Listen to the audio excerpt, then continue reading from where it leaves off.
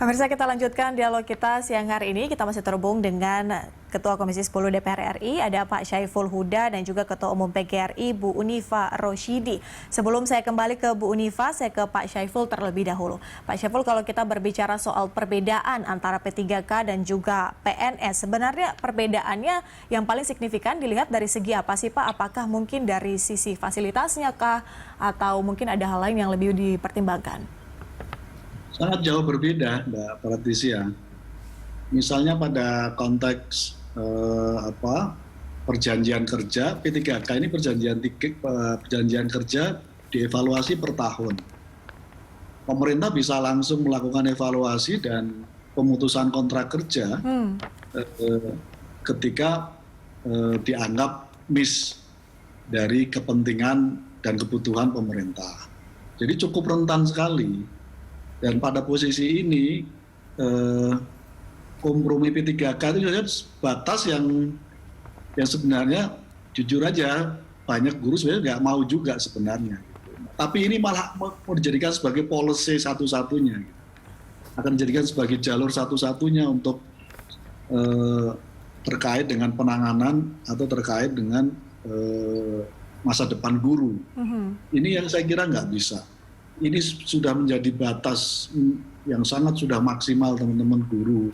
Dan ini juga hanya berlaku sesungguhnya skema P3K hanya pada guru-guru yang sudah melebihi tadi disampaikan oleh Prof. Unifa yang sudah 35 tahun plus sampai 59 tahun. Jadi sekali lagi sebenarnya semangat P3K ini adalah semangat untuk guru-guru honorer yang sudah mengabdi lama. Itu saja sedang kami perdebatkan dengan Kemendikbud karena temanya seleksi bukan pengangkatan gitu.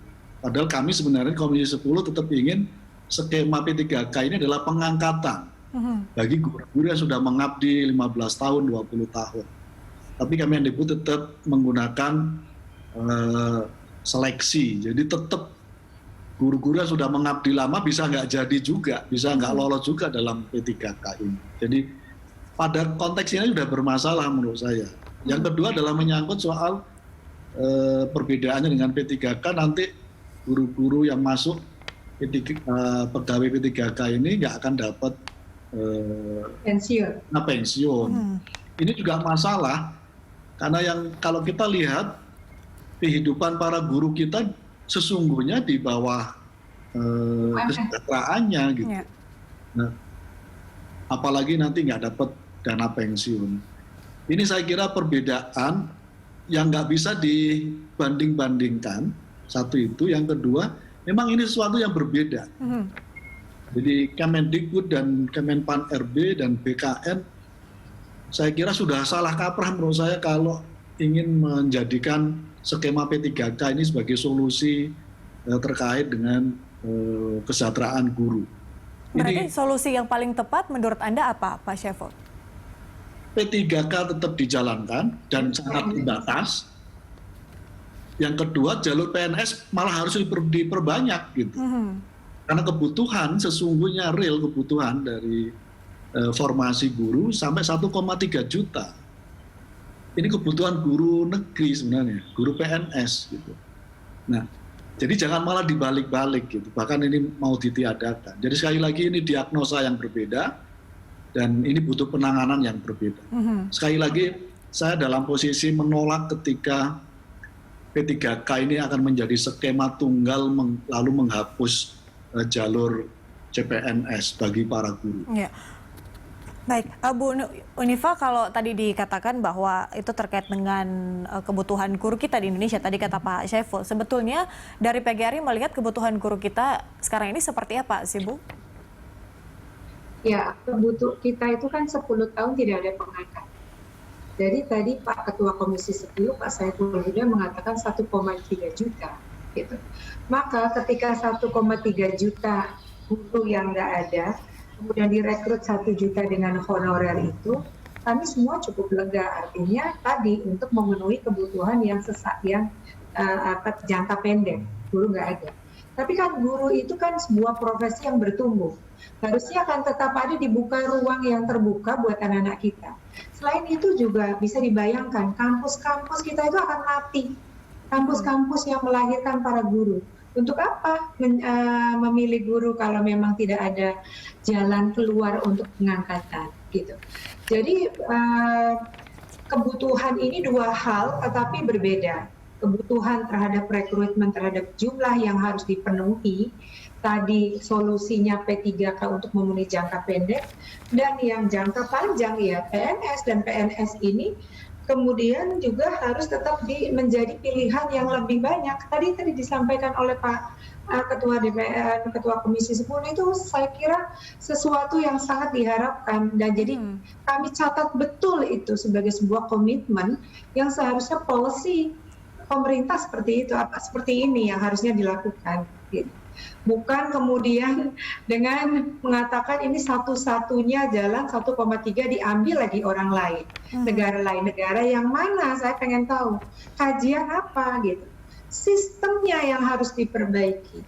Kalau ngomong negara, kita juga paling rendah kesejahteraannya dibanding negara-negara ASEAN. Sistem pengembangan karirnya juga paling tidak jelas. Jadi tolonglah gitu ya, jangan membuat kericuhan di tengah situasi pandemi seperti ini. Tapi bagaimana kita sama-sama memikirkan bagaimana anak-anak bisa sekolah dengan baik, guru bisa mengajar dengan baik, masa depannya diperhatikan, kualitasnya juga harus diperhatikan. Oke, Bu Unifa, berarti sistem yang harus diperbaiki ya dibanding kita berdebat soal memperbanyak P3K dibandingkan dengan PNS. Kalau kita mengutip pernyataan dari Kepala Badan Kepegawaian Negara Bima Haria Wibisana, Bu Unifa katanya apabila guru berstatus PNS maka setelah 4 hingga 5 tahun bertugas biasanya ingin berpindah lokasi, dan hal itu menurutnya menghancurkan sistem distribusi guru secara nasional. Apakah benar demikian, Bu Unifa? Loh, distribusi guru kan yang pegang pemerintah. Boleh dan tidak kan pemerintah. Yang saya pernah menulis tentang sistem tata kelola guru ya.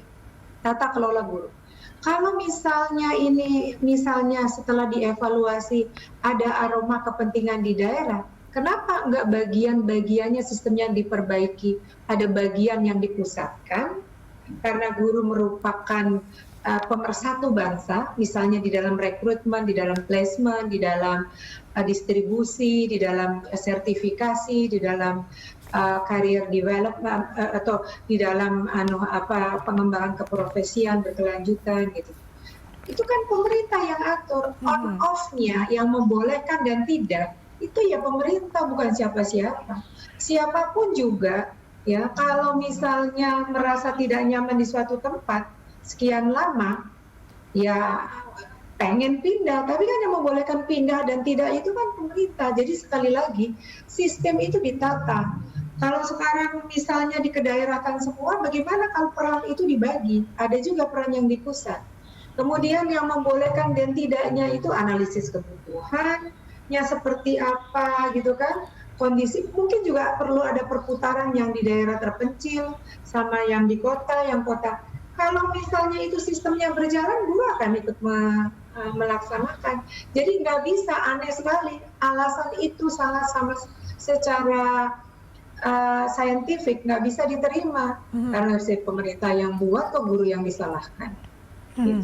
Baik, artinya distribusi guru sebetulnya adalah wewenang pemerintah. Ini bukan tergantung dengan mau tidaknya guru itu ditempatkan di satu tempat seperti itu. Bu Unifa dan juga Pak Syaiful, kita masih ada satu segmen lagi terakhir, dan pemirsa kami akan kembali usai jeda. Tetaplah bersama kami di Line Stop.